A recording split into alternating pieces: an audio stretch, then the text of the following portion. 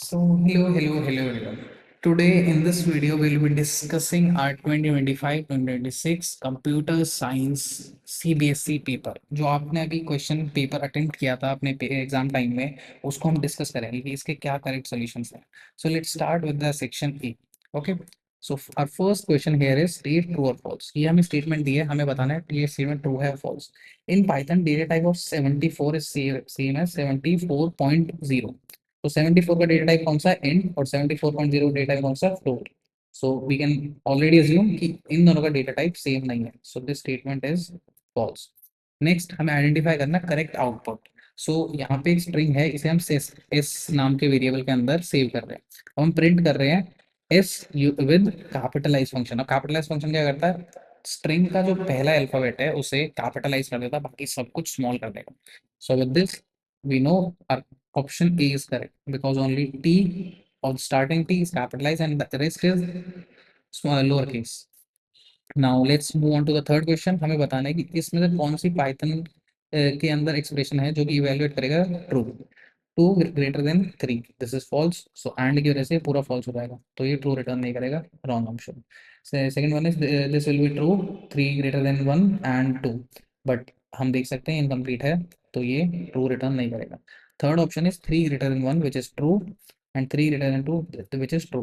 And function की वजह से जब दोनों स्टेटमेंट ट्रू हैं, सो हमें एट लास्ट मिलेगा true. So now you know our option number three is correct. Now let's move on to the question number four. अब इसमें हमें एक स्ट्रिंग दी है war and peace by Leo Tolstoy. ये इस पूरी की पूरी स्ट्रिंग को हम एस नाम के वेरिएबल के अंदर स्टोर कर रहे हैं, और हम प्रिंट क्या कर रहे हैं? एस यूजिंग पार्टीशन फंक्शन, जिसमें हम जो सेपरेटर है उसको पास कर रहे हैं बाई. सो ये बेसिकली क्या करेगा कि पूरी की पूरी स्ट्रिंग को सेपरेट कर देगा, जहाँ पे भी वो सेपरेटर वैल्यू जो हम दे रहे हैं एग्जिस्ट करेगा. सेपरेटर वैल्यू कहाँ एग्जिस्ट कर रही है? यहाँ पे. सो ये तीन पार्ट्स में डिवाइड होगा, war by Leo Tolstoy. And one more thing, partition function use करने के बाद जो हमें वैल्यू मिलती है वो एक टपल में मिलती है, इसलिए ऑप्शन ए इज करेक्ट. ये टपल है. Okay. Now let's move on to the question number fifth. इसमें हमें एक स्ट्रिंग दी है पाइथन प्रोग्राम, और इसके आगे हमने तीन वैल्यू पास करी है, जो कि है -1, 2 एंड -2. अब फर्स्ट एंड सेकंड वैल्यू क्या डिनोट करती है कि कहाँ से हमें स्टार्ट करना है? -1 से. सो लास्ट m से स्टार्ट करना है, और हमें कहाँ तक चलना है? 2 तक. सो सेकंड इंडेक्स किसका है? t का. सो यहाँ तक मूव करेगी h तक. अब थर्ड इंडेक्स हमें क्या डिनोट करता है कि हमें कैसे मूव करना है, हॉप करना है. हम उसकी वैल्यू में अगर नेगेटिव आ रहा है तो मतलब हम इसे रिवर्स कर देंगे स्प्रिंग को, और टू मतलब दो बार वैल्यूज में जंप करेंगे. So our correct answer will be m. Then it will move on to r, then move on to o, then hop to, then capital P, then hop, then 4. So our answer will be m r o capital P o. Okay. Now let's move on to the sixth question. इसमें हमें एक string दी है tuple. इसको हम tuple में convert कर रहे हैं यूजिंग दिस फंक्शन, और इसे सेव कर रहे हैं हम इन अ वेरिएबल टी. अब टी टू एक नया वेरिएबल बना रहे हैं हम, जिसके अंदर हम स्टोर कर रहे हैं टी का सेकंड एलिमेंट. ओके.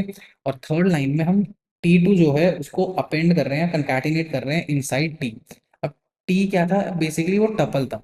हम जैसे ही टपल में कुछ अपेंड करते हैं या फिर कंकैटिनेट करते हैं, तो हम हमें देखने को क्या मिलेगा? हमें देखने को मिलेगा error, because tuple are immutable, we can not change them. So हमें देखने को मिलेगा error. Now let's move on to the seventh question. हमें बताना है कि कौन सी स्टेटमेंट्स, ये जो सारी स्टेटमेंट्स है इसमें से कौन सी स्टेटमेंट ट्रू है about dictionaries in Python. So first option is a dictionary is an example of sequence data type, which is not true. The next option is dictionary can not have two elements with the same की. अब basically की का काम क्या होता है? की का काम होता है कि हम वैल्यू को एक्सेस कर सके इनसाइड अ डिक्शनरी. सो अगर सेम की होगी तो हम एक्सेस कैसे करेंगे एक सिंगल वैल्यू को? सो इसलिए correct option is option number B. Now let's move on to the eight question. इसमें हमें क्वेश्चन में दिया है कि अगर हमने एक लिस्ट बनाई विद द नेम एल, और उसमें 6 एलिमेंट्स है, सो इसमें से कौन सी स्टेटमेंट है जो कि एक्सेप्शन को रेज करेगी? So our first option is L dot pop first. First index वाले एलिमेंट को पॉप करना, ये ट्रू हो रहेगी. Second option is L dot pop six, six element, six index वाले एलिमेंट को पॉप करना. अब हमें कितने एलिमेंट दे दे? सिक्स. सो 0 से लेके 5 तक होगी ना उनकी इंडेक्सिंग. सिक्स तो एग्जिस्ट नहीं करता. सो हमें ऑप्शन नंबर बी इसमें एक एक्सेप्शन देखने को मिलेगी. Now let's move on to the question number 9। इसमें हम क्या करें, हमें इस पूरे कोड का आउटपुट बताना है। सो इसमें हम क्या कर रहे हैं, F1 नाम से एक फंक्शन बना रहे हैं, उसके अंदर हम दो पैरामीटर्स दे रहे हैं ए एंड बी, और बी की वैल्यू, डिफॉल्ट वैल्यू हमने 1 दी है। इन केस अगर हम कॉलिंग के टाइम पे उसे नहीं देते बी की वैल्यू, तो वो इन दैट केस 1 ले लेगी वैल्यू। और फंक्शन के अंदर हम क्या कर रहे हैं, प्रिंट स्टेटमेंट यूज कर रहे हैं। उन दोनों वैल्यूज को जो हम पास करेंगे, उन दोनों को ऐड करना है और प्रिंट कर देंगे, और उसे एंड करना है विद हाइफन। अब इस पूरे फंक्शन को यहाँ कॉल कर रहे हैं with values 1 and 2। So 1 and 2 add हो जाएंगे 3, और एंड करेंगे विद हाइफन।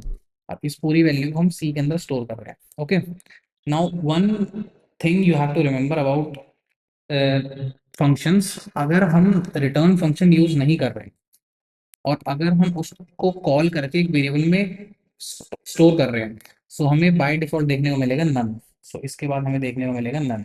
सो हम जैसे ही वैल्यू प्रिंट करेंगे, हमें देखने को मिलेगा C none. So option C is correct. Now let's move on to the question number 10। Question number 10 में हमें क्या दिया है, हमें ये स्टेटमेंट दिया F1 के अंदर हम क्या कर रहे हैं, ओपन, और ओपन के अंदर हमने फाइल का नाम दे दिया, और यहाँ पे blank.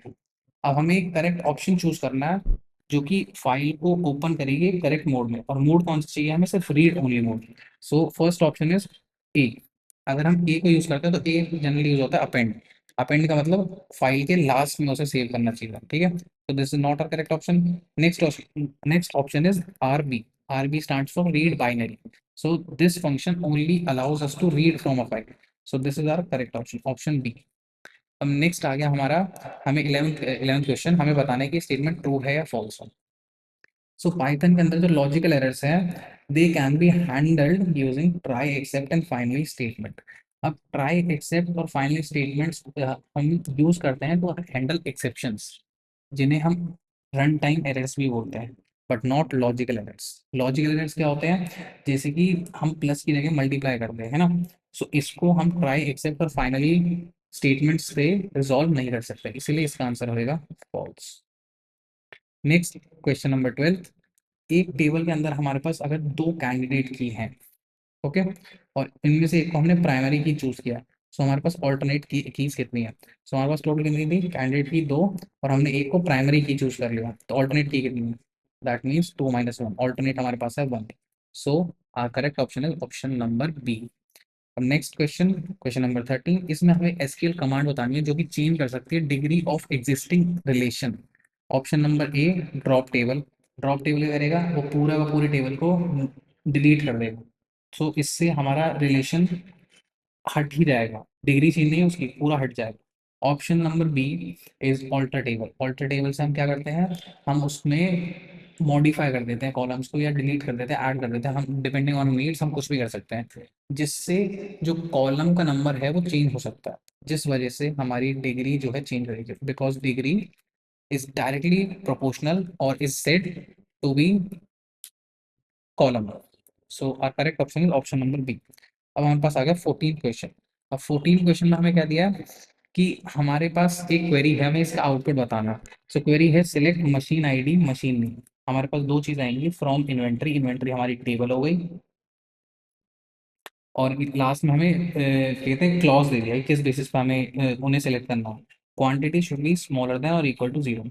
So option number A, all columns of inventory table with quantity greater than 100।